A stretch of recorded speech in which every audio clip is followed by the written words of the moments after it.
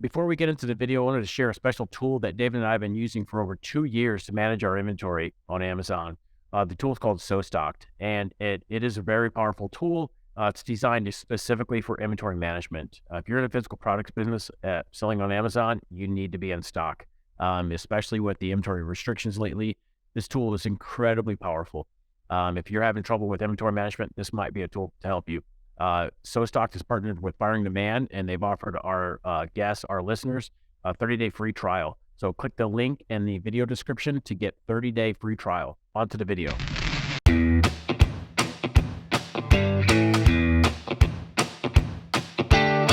Welcome, everyone, to the Firing Demand podcast. On today's episode, we have the pleasure to interview Ted Fluck. Ted is a sales and marketing team building expert, as well as a best-selling author. Ted enjoys hosting monthly LinkedIn Live presentations to hundreds of listeners and in-person presentations to CEO peer groups. Ted's aim is to make sure leaders are better equipped with knowledge and tools to build a dynamic sales team and drive exceptional sales results. Welcome to the show, Ted. Thank you. Thank you for having me today. I'm glad to be here. Absolutely. So to start things off, please share with our listeners a little bit about your background and your path to becoming a sales and marketing building expert. Sure. I kind of fell into sales for what it's worth. I got out of college, went into the military. I was a captain in the Army for 5 years and was excited about moving in the financial services industry and excited to get into sales to try something new from there. But really found for me, it was a passion and a skill set and really enjoyed the work and loved the quality of life that it could bring to me and to my family. And from there, it was just kind of took off. Stayed in the financial services industry, moved through a few companies that way, moved into the medical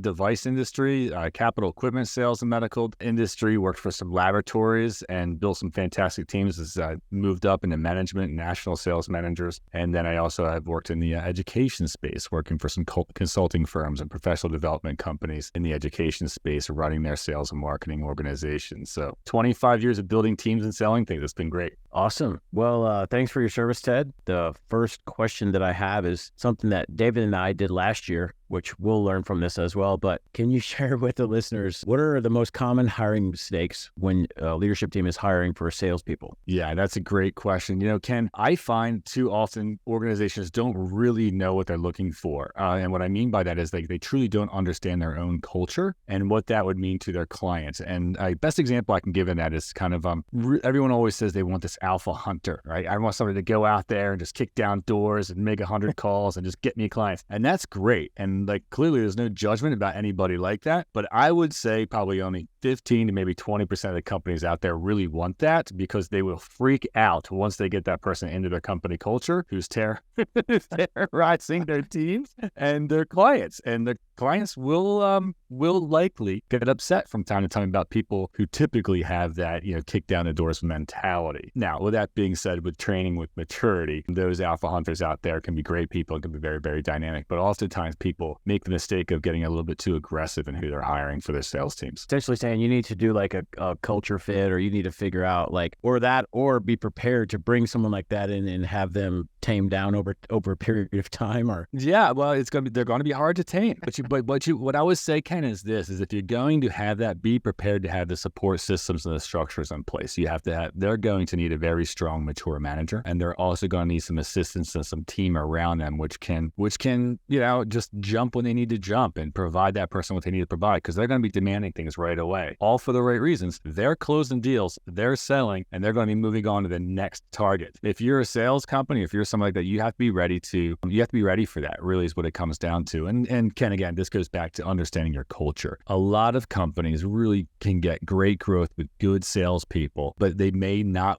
be the salespeople who, again, are like this alpha hunter that's out there. You can do a lot of prospecting, a lot of hunting, and you can be very aggressive up until you meet the client. And that's what I always try to tell people. You want somebody who's tenacious up until their first contact. And then when they make contact with the client, they settle down, they back in, they're patient for the results, but they're very diligent in the work that they do to get there, making sure that they continue to contact the customers and clients. For a lot of the listeners, we're in e-commerce, physical products-based businesses. So we sell on Amazon, Walmart, our own websites, and the size of company, maybe doing $500,000 in revenue, maybe $5 million in revenue. And we want to go into wholesale or maybe dabble in retail or boutique. And so, and there's two approaches. One is lead generation, where you're having a business development person generate generate leads. And another one is like what you said, an alpha, where you're just turning them loose and going into to close deals, right? And so on the business development side, do you think that needs to be a specialized hire, or can you use a VA with an SOP, a standard SOP? What are your thoughts there? So I think there's a lot of thoughts about that, and there's a lot of change. That's been an explosion lately, Ken. And I say there's a lot of companies that have done that very well and very successfully. But I also get about 15 companies a day asking if I need lead generations and guaranteed results. And so that's not a bad thing out there, but I would suggest people really need to do their diligence and their homework, and they need to find companies that will allow them to test run them a little bit. And here's a really long lost art that I'm being a little bit sarcastic about: getting some referrals before you jump in with those people and talking to some other people who work with those companies, because there's a lot out there. And particularly as technology increases and the international borders break down, you have to make sure you know what you're getting on the other end. So I think BDRs and SDRs are fantastic. Again, trained, and I love what you said, written good SOPs, things that are thought through, because that's your representation of the company. And that's the first impression of what you're doing there, Ken. So if you're going to go down that route, which I say is probably a very good route for many people to go down that route, to get more leads, to get appointments scheduled, just know what you're getting and do your homework. I mean, don't be so rushed to get into the deal where you haven't thought it out and planned it out well. Very nice. I want to spend a little bit more time here on maybe where to find these people. Friend of the podcast sells a product on Amazon that is a big hit. Their customer avatar seems to be women in that 55 to 75 age range. And so they had talked about trying to identify nursing homes as potential clients, which is kind of a niche or industry specific. And so what advice would you give to this person on identifying the right salesperson to address this niche that they're going after? That's an excellent question. It goes back to really knowing your target market. And yeah,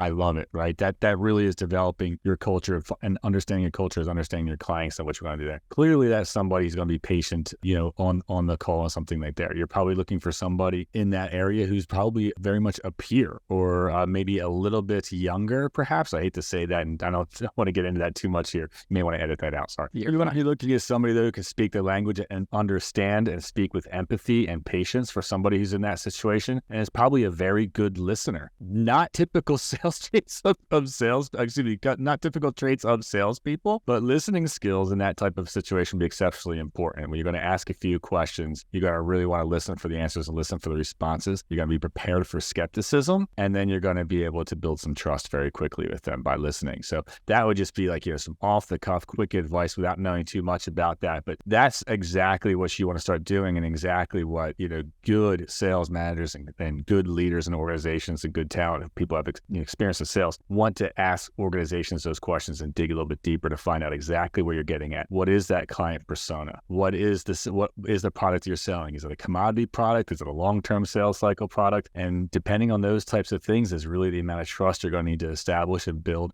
and how quickly you're going to need to be able to transition that client to a purchase. If I were to sit down at my computer tomorrow and my singular task for the day was to try to identify that salesperson, where would I go? Where do salespeople hang out? Where should people be looking? I prefer LinkedIn for most of what I do professionally speaking when it comes to recruiting. The other thing is, if you're going to have a recruiter, you'd be surprised, like not all recruiters charge a fortune for things like this. You'd be surprised how many out there can find talent and no talent. There's really the best ways to find salespeople are, in my opinion, are LinkedIn, but the number one way to find salespeople is through other salespeople. We constantly move. We're constantly moving other organizations. Every 3 to 5 years, we're somewhere else. Typically build good relationships with friends and have a long list of people who are dialed into the areas. And so that's how recruiters build their networks and continue to recruit and grow. And it's also how where I would look to for salespeople too. So if you're trying to pinpoint people down, I would look towards salespeople to find more salespeople. As silly as it sounds, it's true. That makes sense. Yeah, the answers to the questions are so simple, right? We don't think of them all the time. So if you even want to go more poignantly back to that particular role you were talking about before, I would say, again, with salespeople being able to work from home now more than ever, with people not having to travel as much as they do, you don't miss out on the opportunity for people who are either in a semi-retired state, or don't miss out on people who are perhaps moms working from home but don't want to work a 40-hour week anymore because maybe they have new children in the house or something along those lines. Huge opportunities there, super super talent, but just a different lifestyle that they're looking for right now. So again, if you're one of these smaller people out there, if you're growing your sales team, you could find really exceptional talent. I got to tell you, I've been through some experiences lately in the past 2 years with women that I've worked for in the sales force who have had children or who have had to transition, and they couldn't find jobs. And the people who did snag them up, they want a gold mine there. It's a really interesting way to kind of go about that and be flexible if that's possible within your company too. I've got one more I want to squeeze in before we move on. Once you find that person, what is the typical compensation method? Is it commission only? Is it a salary plus a commission? How does that typically work? Commission only is, to find the right word for this, commission only is going to be much more difficult. Let's just say that, and almost like borderline dangerous, and that people are just going to ghost you these days. I hate to say it like that.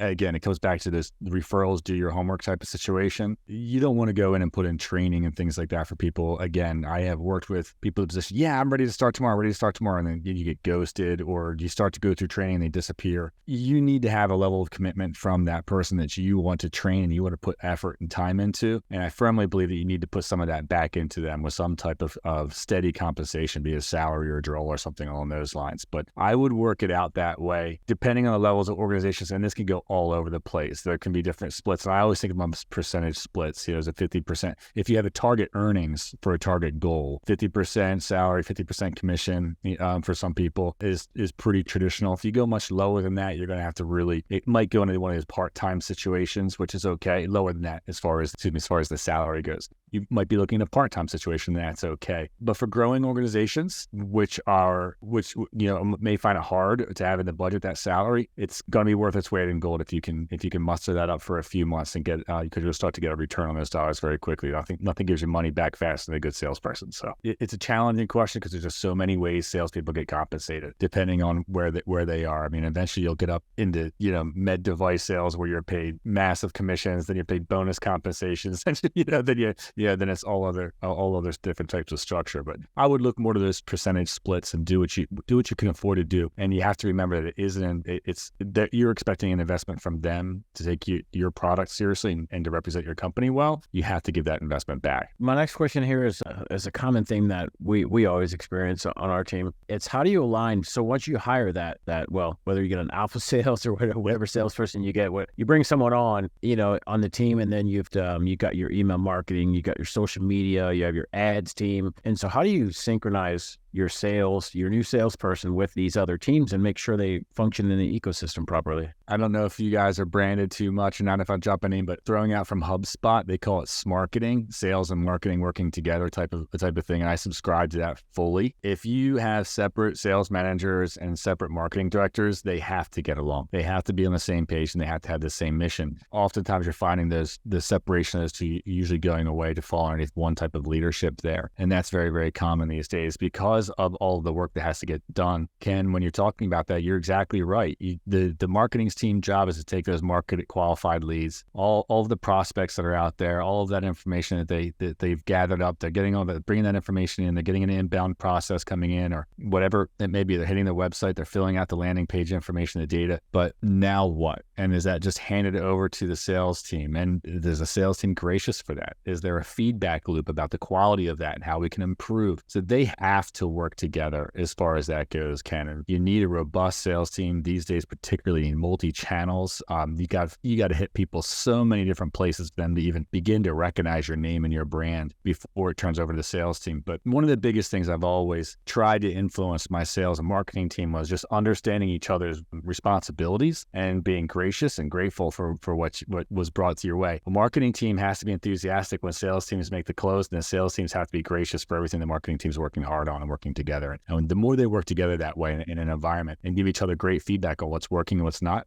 I think the teams really can come together that way. I like that. I like smarketing. That's a new phrase for me. But I can't say it's mine, but I use it 24/7, so I have to throw it out there. But yeah, you have to think of it that way. I mean, of all of the team, of all of the groups within an organization, I mean, it's one of the two groups and one of the two divisions or parts of the company that need to work seamlessly together. It's just so vital not to. And sometimes you just find it's like false, not even false. It's just usually just the ego gets involved between people and not getting what they want or not good enough and blah, blah, blah. But you need to have good leadership and good management, push that aside and get everybody on the same page quickly. Very nice. Very nice. This next one is a two-part question. First part, how do you deconstruct an old sales process? And the second piece of this is, how do you build dynamic sales organizations? All right. I'll go back in time a little bit here. When I was a combat engineer in the Army, and our Latin motto was constructo et destructo. So construction and destruction. So that kind of always resonates with me in the back of my mind. So where we bring that into the real world and where that applies, particularly into sales teams can get stagnant and sales teams can get old. And as we talked a little bit about before, there's typically decent transition within sales organizations, but not always. And you have to really look at what your goals are and what you're getting out of your sales organization. And if you're still achieving your goals, and if you're not, let's pull back and say, okay, why aren't we? There's so many layers to this question when I talk about deconstructing the sales team, but really you're looking at who's accountable to what goals, and have you set meaningful goals for growth within your organization? If you're a territory manager, or if there's a lot of titles for that, vice president of a region or whatever it may be, and you've been there a long time, the odds are typically you're not bringing new accounts in, or what they would call like bringing in new logos, right? You're growing a mature market. You're growing your current clients. Hopefully you're upselling and you're continuing to upsell your organization into a particular account. There is absolutely nothing wrong with that. But what happens is you fail to continue to grow the market share. And we have to identify ways when we deconstruct old sales processes or old sales myths. Is this not saying that person's not doing their job, but what your expectations may be are more accounts and getting more accounts into the company and growing your footprint within a geographic region. And if that's the case, then we have to break down some of those barriers. We may need to deconstruct geographies, territories. We may need to find different roles for people who have good skill sets but aren't going out knocking on doors anymore and finding new people to bring in and growing the brand. But what they're doing is they're providing excellent account management. So when we talk about deconstructing those things, we talk about working that way. Deconstructing old dogma, the things that everybody hates, oh, we've tried that before, it doesn't work. Or, oh, it's not that way anymore. Or, oh, my client doesn't do that. Or, oh, this client doesn't prefer that. I can tell you true stories of where I didn't have good or I may not have had a good relationship in a certain hospital system, one reason or another, and that's okay. If I didn't have a good relationship within a hospital system and then somebody came in and backfilled me because maybe I moved on or moved to a different area, and within 6 months they sold this huge deal. I was like, whoa, what happened here? That was all my work. Well, it wasn't, despite the fact you're good at what you do, you're not a perfect match for every account. So getting fresh blood in there can also be a good thing for the organization as well. And other people have opportunities to excel that way. So deconstructing out that old dogma is a really important thing to do. It can get dangerous when you start to do that because, again, just look around. Where were we 5 years ago when it comes to social media? Where were we 10 years ago when it comes to internet? Where we weren't doing anything online. We didn't have meetings. Podcasts weren't really that big of a deal 5-10 years ago. And now everyone's constantly listening to them everywhere they go. As the market does change, people buy in different patterns in different ways. If you're not ready to deconstruct those old myths, you're going to fail on a lot of growth goals that you have moving forward. So, and the reconstruction, it's a long question. I'm sorry if it's too long of an answer. But when we look at reconstructing or rebuilding or constructing an organization, rehiring into some of those positions, that those first few hires you make are absolutely essential to absolutely get right. And I always say that to people, you absolutely have to get those first new sales hires right when you have a large or an embedded sales organization, because they're going to be the ones setting a new example for new growth. Very, very often, if you can eliminate the old dogma or eliminate any expectations of what success is at the old level, have people come in and just do great work and hit your KPIs and be very, very diligent, they're going to achieve a level of success that sets a new bar, and that level of success sets a new standard for the team. And that's how we reconstruct that old dogma. And that's how we reconstruct the sales team, by bringing new people in who really do set new expectations and new growth. And you see this everywhere. You see it every time there's a great new quarterback that comes into an NFL team, and all of a sudden the whole bar rises and everybody on the team starts playing better.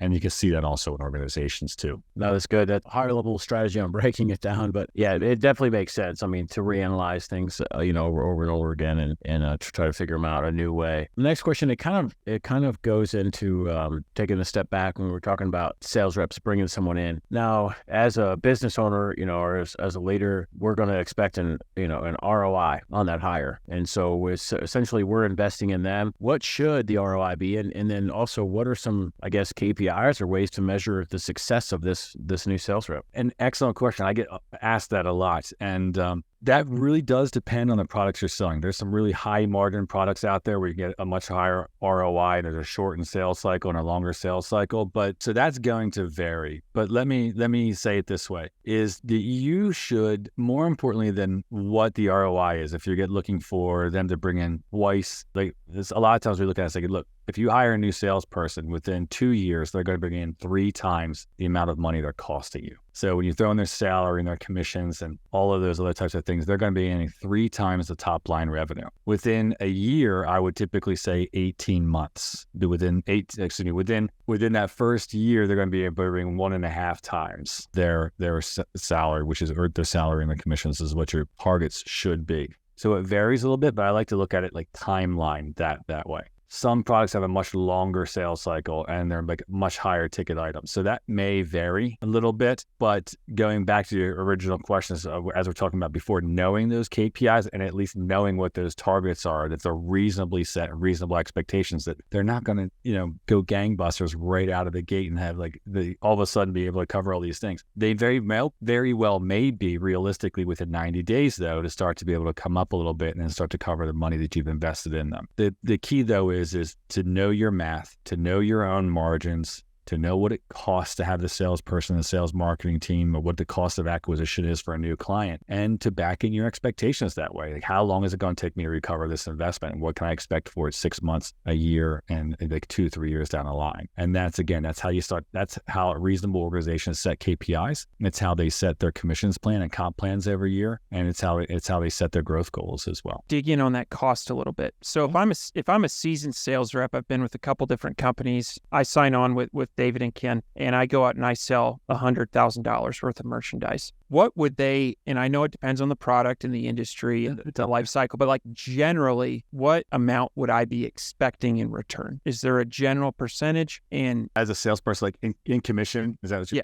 Yeah. I'll throw out some numbers out there. I mean, I would, if it's a large team, they do $100,000 of sales, but if it was one sale, they're probably expecting a 10 or 15% commission. If it was $100,000 of sales, but the sales company said it was 100 sales at $1,000, maybe they're only getting a fraction of that. Maybe they're only getting 5, 6, 7, 8% for each one because it comes more easily. So looking back at that though, I would suggest, and it also would go into, if you are paying them a salary, look at that split. So it comes into that cost of goods. And I hate to give you nebulous answers, David. I'm sorry for that, but it really is that total thing, right? So if I'm 100% commission, we can just say then that if you break down and do the reverse math on a monthly basis and they need 10 sales a month, then okay, I want to pay 30% total that out, 15%, like 30 of that total out. Half of that went to their salary, the other half we pay in commission. Different ways to kind of look through that, but those are some examples that can get you through. But in most companies, something around a 20% give or take is what you want to be spending on for your sales and marketing as a whole. So depending again what type of product you have. So if we can start to look at that as well, what's that whole budget look like, and where can that money go into? And more of that's going into marketing these days because of the needs. So many different needs for marketing, different channels of marketing and marketing specialization. But that would still hold true to only grow out the sales end. One of the good things about paying commissions are you're only paying for what they're selling. So that's usually a very good thing. And that's where you can never really shy away from that part. And good companies, big companies where people don't leave and they love working and they're very profitable. I mean, big companies like Siemens Medical, or they call themselves Siemens Health and Ears here in the US, companies like that, they have extremely aggressive compensation plans after they've made certain targets too. Like, this is where we're expecting you to make, and and that's the number that you've been given. If you go over that, let's just say you had a 10% commission to get there. All of a sudden you go a little bit over that, you're going to get paid 20% commission. You go farther than that on a higher target, you're going to get 30%. They heavily incentivize you to go past their goals and past their organization's goals. And that's the type of sales culture that people absolutely love to be part of. And once they really get into rhythm there, they can make great amounts of money, and they're bringing in great money for the company too. So it works both ways as far as the revenue model works that way. Very nice. I really appreciate that answer. And no worries on giving nebulous or general answers. A little background on that question. So for a lot of people that sell on Amazon, they're going to take a 15% referral fee. And then in order to sell on Amazon, you need to have pay-per-click advertising, which generally runs 10 to 15%. And so right out of the gate, you're looking at a 30% haircut. And so when people are thinking of brick and mortar, what would it cost? That's a really helpful data because you would not have that referral fee or the PPC cost. Not in brick and mortar, you wouldn't, but certainly, and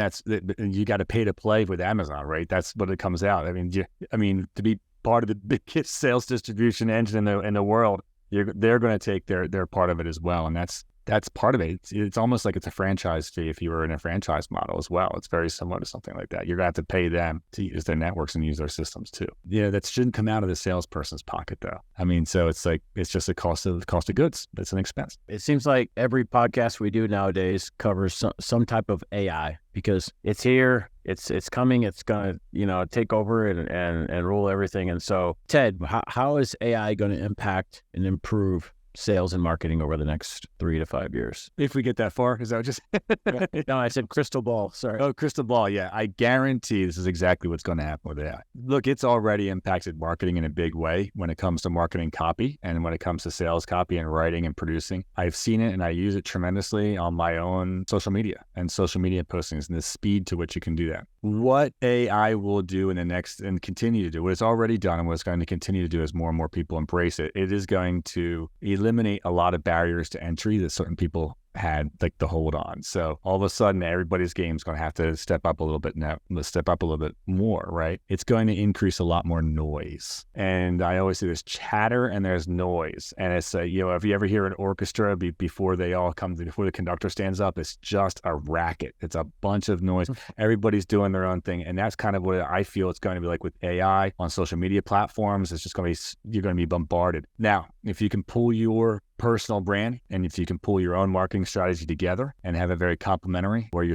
doing your emails, you're doing your direct messaging, you're working through your video, you're on podcast, you're doing everything you can for your personal brand and you're doing that in sync and you're using AI to target the right markets and the right people, and that AI is generated well where it's a constructed message where you're on brand, you're on point, and you're increasing your influence that way. Well, all of a sudden it becomes a symphony and it works very, very well. So it will help people who are doing things correctly. It'll help professionals rise to the top, and it's going to be even more difficult for people who are getting started unless they really continue to invest in themselves and put more effort into it. And AI is here to stay.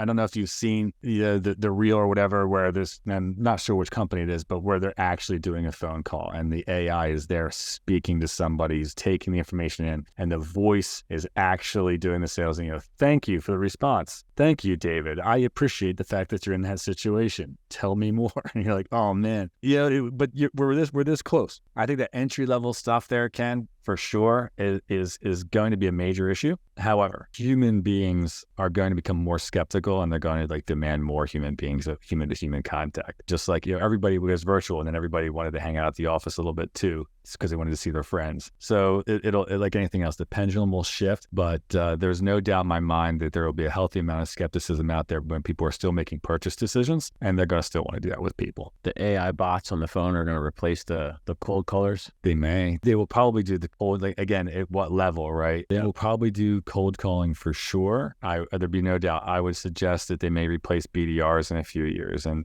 the entry level sales positions, just like they would replace and like ChatGPT GPT and Jasper and all the other names that are out there are probably starting to replace people who are trying to do some of the lower level copy and aren't doing very sophisticated writing. Not going to replace a closer though. That's for sure. No, I mean, they're not going to, and they're not going to replace personality. They're not going to replace connection. They're not going to replace empathy, and they're not going to replace trust. And those are all exceptionally important things to have when you're selling and when you're building your brand and when your brand is you, when you're producing things. But it's gonna be a change. This is exactly what happened to the auto industry when robots came in. This is no different than that on a different level, but it's the exact same thing. It was painful that certain organizations functioned much more effectively. I'm talking about this as like we're going through labor union strikes and for automobile industry as well. It did. It changed. The technology changed the auto industry, right? Well, it'll be the same thing here, and it's going to change the marketing and the sales industry for a while, but people will embrace it. Let's talk about a pro for it. Maybe I can hire 10 salespeople now who are all AI instead of one, then in lieu of one. And now I have much more reach. I have much more authority to get in that space. And so I can transition those leads over to a person on the other end. So it's going to be very, very interesting to say the least. I agree. I recently